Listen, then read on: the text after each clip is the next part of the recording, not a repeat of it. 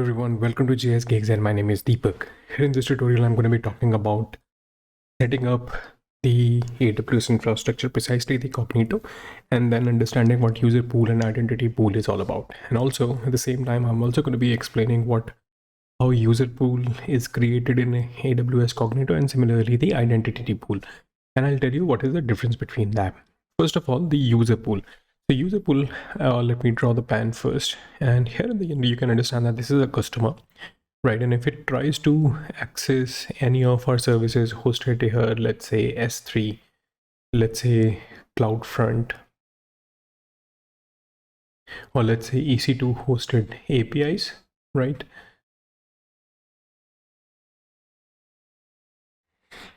So once a user is trying to access any one of our service, what really happens is that if it is an authenticated one, there is no need of a user pool. User can simply come here and can access all of these services as if we have given a right permissions through the gateway or through the CloudFront or through the S3 directly. In case if we have not really given a permission like this, what really happens in that case is that user needs to get the authentication token in order to access all of these services. And how does this happen?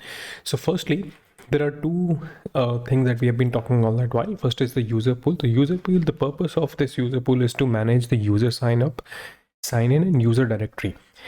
The authenticating user for a web or mobile app, the features it supports is that you can actually log in through email, phone, username, password, social login, multi-factor authentication, and it returns an output, which is JWT, right?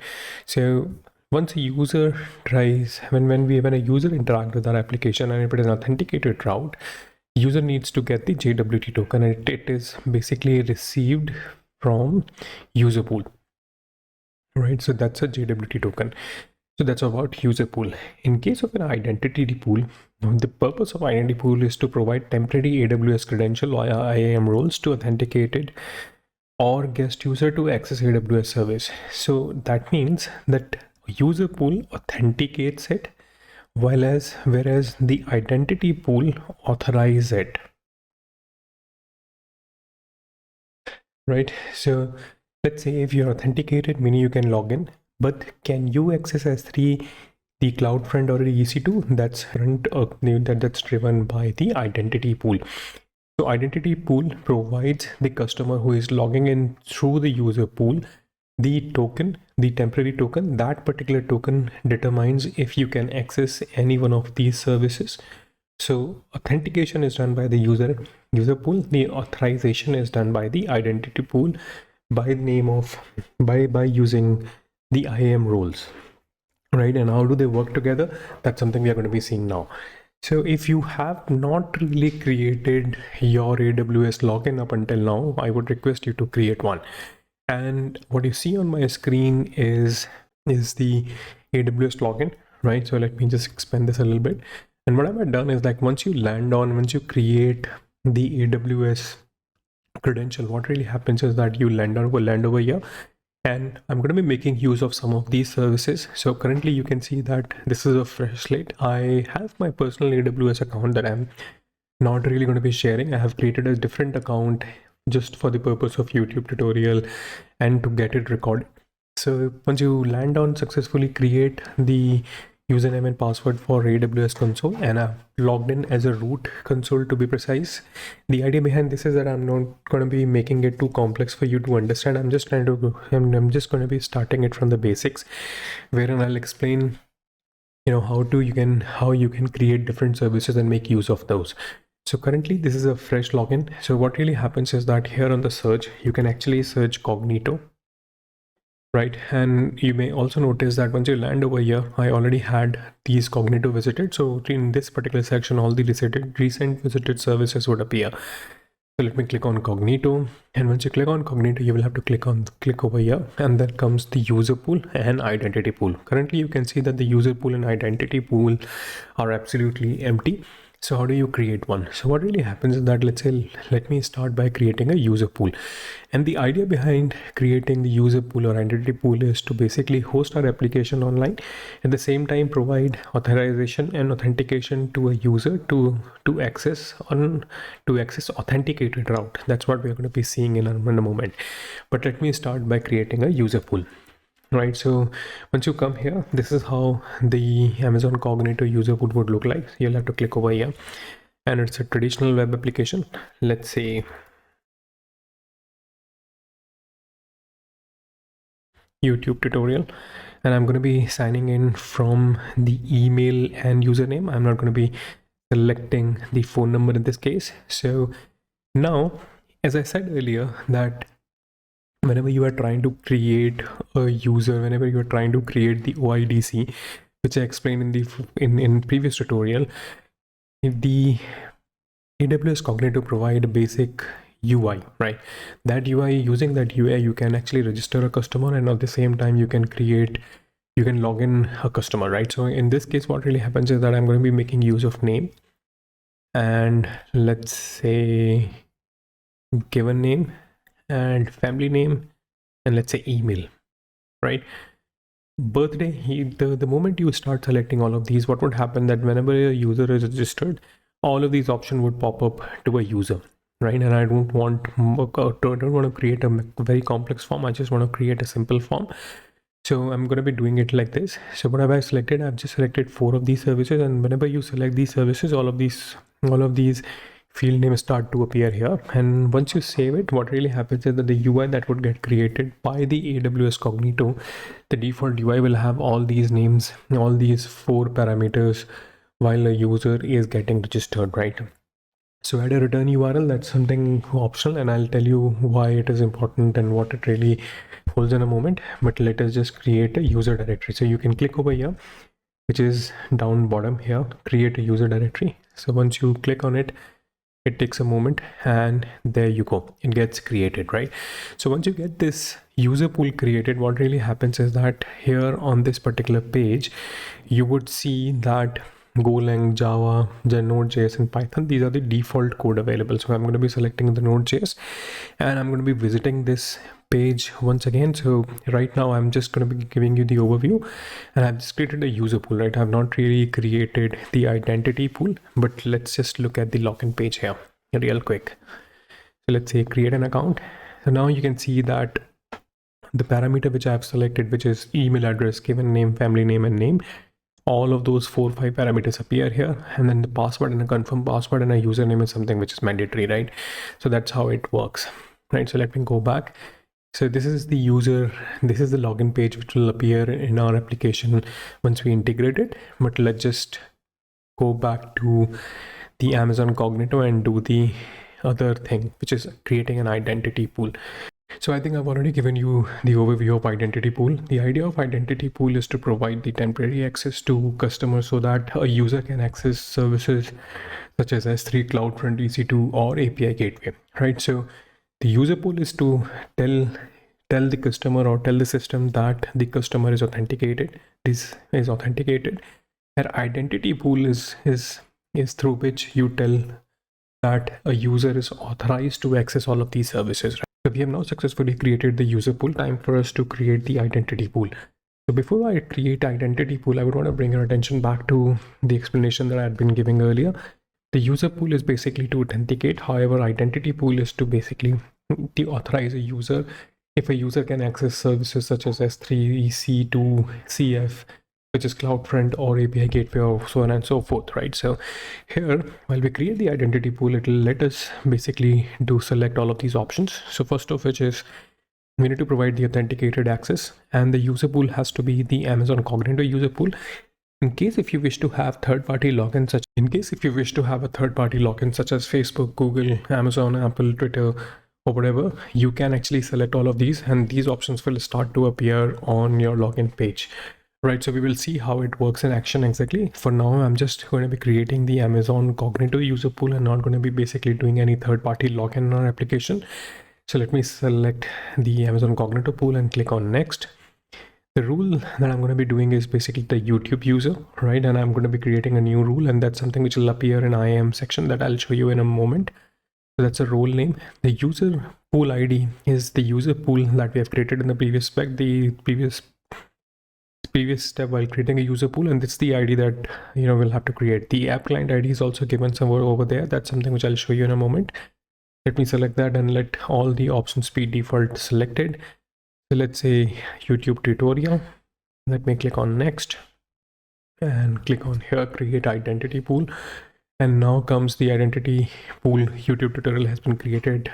A message over here. You can actually close this, right? So you can actually do many more permissioning. So where we have a user pool. So here is the user pool ID, right? Over here, that's something which appeared while creating the identity pool. And at the same time, you click on the app client and click on the username over here, the app client name over there. Here is the app client ID. The client secret, that's something which I'll use in a moment for now, but this is how it is essentially done, right? So we have created it. So now let me take you back to the IAM rule. The IAM rule that we have created over there is the YouTube user, and that's something which appears over here. You just have to click, and here is the YouTube user that got created just today while I'm recording this tutorial. So you can see it over here, right? You can add more policies to it. You can add more permissioning to it. That's something you can do it yourself. But then my job is basically just to get you started, and then in case if I are stuck anywhere, that's when we will try to debug this. But I think we are good for now. So I think we have now configured the Cognito. We have also configured an IAM role inside it. So Cognito, let me go back there and click on the user pool that we've just recently created. So if you click on the app client, in this particular case, what really happens is that the app client that we're going to be making use of, it's Node.js, right? So it's fairly simple. So I'll get this created, the backend app over here.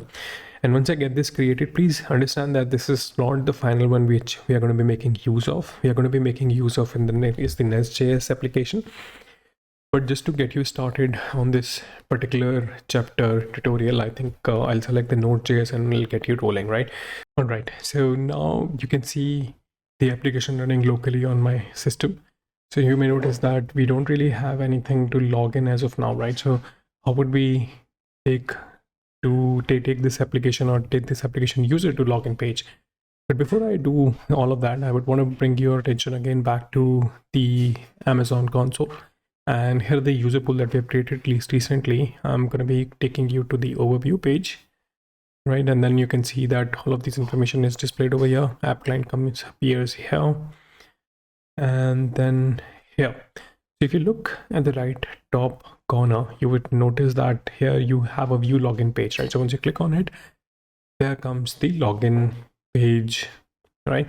And let's say if you click on the create an account, so you may notice that all of these options are something which were selected while creating a user pool, right? So this is how email address, given name, family name, and name appears over here. And then you also have a password and a confirm password, username and something which is default, right? So you can go back to it. And this is the sign-in page that we will attach to our application. And post you sign in, and the JW token would be received, and we will do multiple of those things. But that's something which will come to a little while later. But then let's just do this first, right? So now you have the NG19 dashboard over here, right? So what I'm going to go do next is that I'm going to be basically creating the backend application. Please understand and note that this Node.js application is not going to be the final application. We are going to be creating a nest.js based application instead. This is just to get started and get rolling on the first step. We are going to be copying, pasting in this code and trying to run this in order to connect the OIDC with our current application. So there is some more change that we will have to do in our current application, which is basically to bring a login button somewhere over here. And once you click on login, that's when this sign in page would appear. And post signing in successfully, you would be redirected back to this particular page. So all of this juggling we will have to do. So we'll start first. Let us just start by creating a Node.js based application, and then we will try to do other things in the UI and integrate both of them together. So let me take you to the code, and here's the code. We already have the UI application running over here, right? And that's something which we can just simply close. And the next folder which I'm going to be bringing or making over here is the Node.js app, right? And here the Node.js app, I'm just going to be doing all these steps which were given at the AWS console. So let me take you back to the AWS console. Here you say that we've selected the Node.js, and I'm going to be creating a package JSON file by this. So let me just copy this and take you to the code again. Here the Node.js app, let me just create package JSON, paste this stuff over here.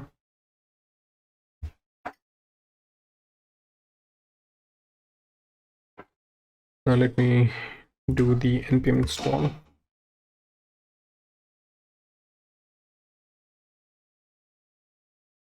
It has created the package lock and other files. So now let me create app.js over here. And here the app.js, I'm just going to be putting all the code given over there, right? So let's just do it this way. So it has the redirect URL, response type, and issuer, right? And then let me just copy the other thing as well. App use, it's going to be basically creating, let me add the middleware here, which is of type checkout. Let me put this here. And the next step, I'm just going to be exposing a get URL. So let me do this here.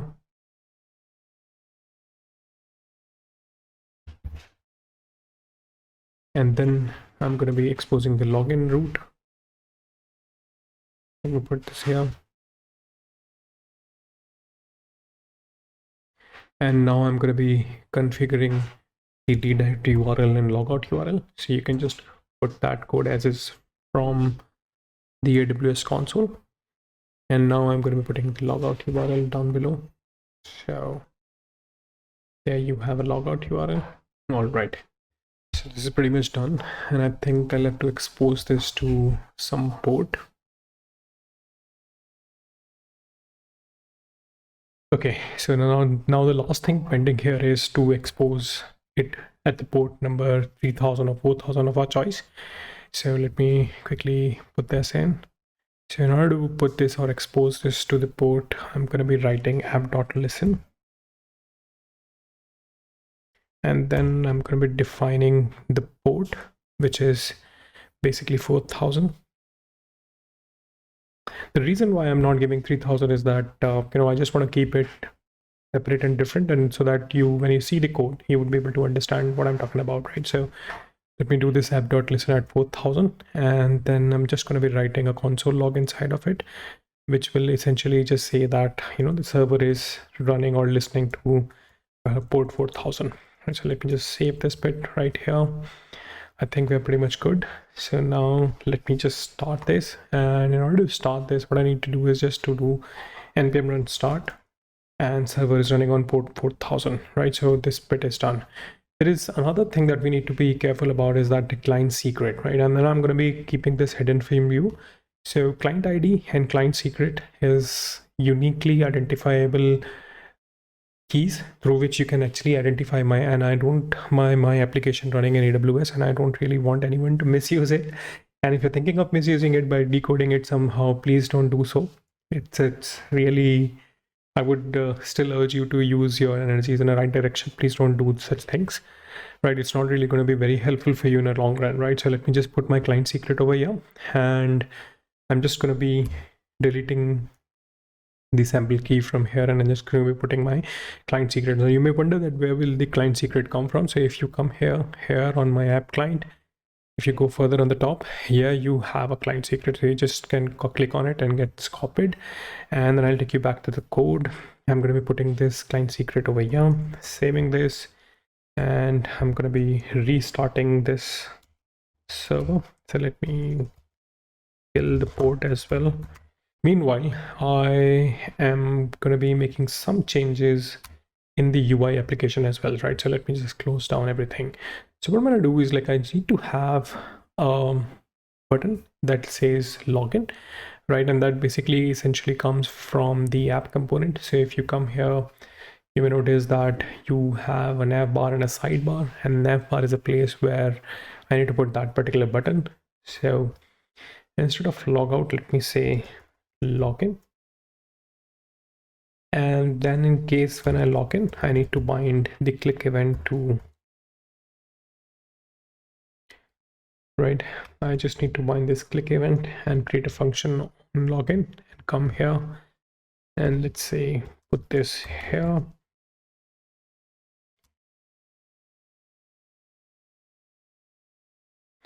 So what I'm going to do is like window.location.href.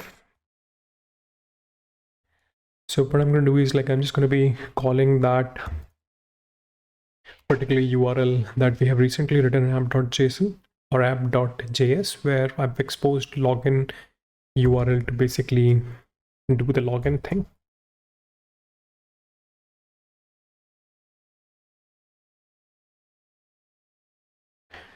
Right. So once you do this, what happens is that I'm going to be again opening the app.js here in the Node.js app.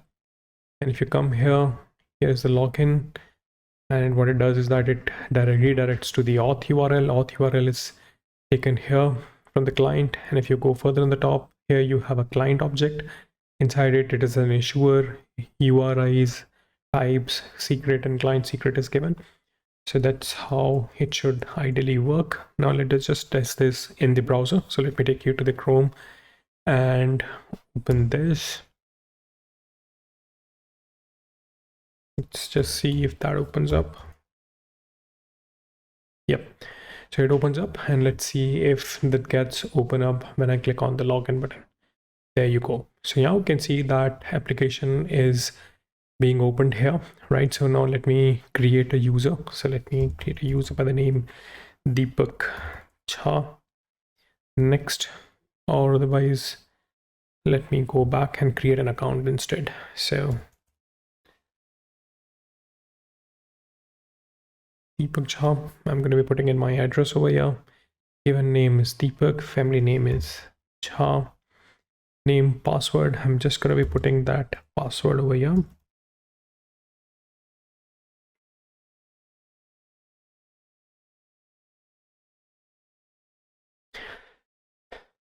There you go. So now you can see that the email would have come here. So let me open my email very quickly. It has a verification code 798985. So let me put this code right here, confirm account.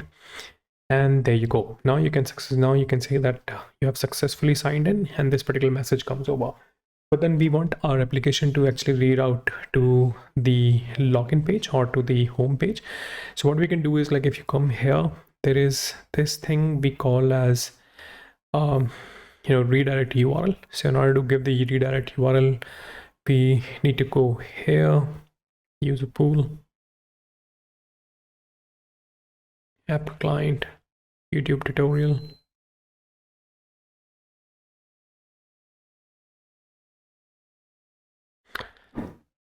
Allowed callback. So if you come here in the login page, you have allowed callback. So let me just put this another one. So add another URL. Please note that allowed callback is something where you need to define what URL you want to bring it back to. So let me define localhost 4000, right?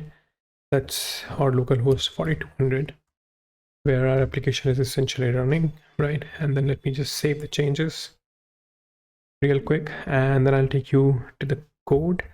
And here the code, you may come here as a redirect URL line number 13. Let me change it back to, localhost 4200. Let's just save this, right? And let me restart the application as well at the same time. So now you can see that our applications have restarted or killed successfully. So let me now restart the applications and run start. So we have our backend running at port 4000 and UI running at port 4200. And I just go to the Chrome and do the testing once again. So there you have login button. So let me do the logout initially. So what I'm going to do is like, I'll just do the login here and the application. You have an auth code and a sidebar given. So let me just clean out everything over here.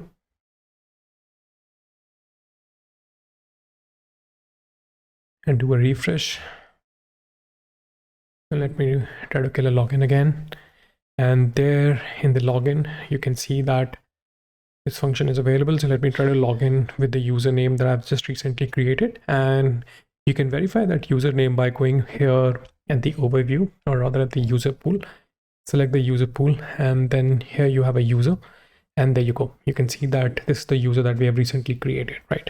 Let me try logging in with this particular user, and let's see if that works. So Deepak Jha is the username. Password is continue, and there you go. Right now you can see that, right? So this has successfully been logged in, and we come here, and instead of redirecting it to a different page, it comes here on your dashboard page itself. So that's all about setting up the Cognito initially to create user name and password page, and also the sign up and assign in page. We have made use of the Cognito default UI at this moment, and we're going to be modifying this in a later tutorial. But for this particular tutorial, I think that's it for now. I'm going to be seeing you in the next tutorial where we're going to be creating the proper Nest.js based API and application where we would expose login and logout functionality, and we will create another route which will be authenticated. And we will try to abide by the architecture that we have built in the first tutorial, or we've seen in the previous tutorial, which is precisely something similar to this. So we have learned a lot of good things here. We have learned what user pool and identity pool is and how they're different from one another. What happens when you click in to the login, and how to create a Cognito page, and how to create user pool and identity pool, and how to mix them together, what IAM role is all about, and things like that. So if you're liking my work, please don't forget to subscribe to my channel. Also hit the bell icon in case if you have a particular question, please do write down in the comment section below. I'll be more than happy to create a separate video tutorial around those. So thank you once again, ladies and gentlemen. I'm going to be seeing you in the next one. Until then, goodbye and stay tuned. Thank you.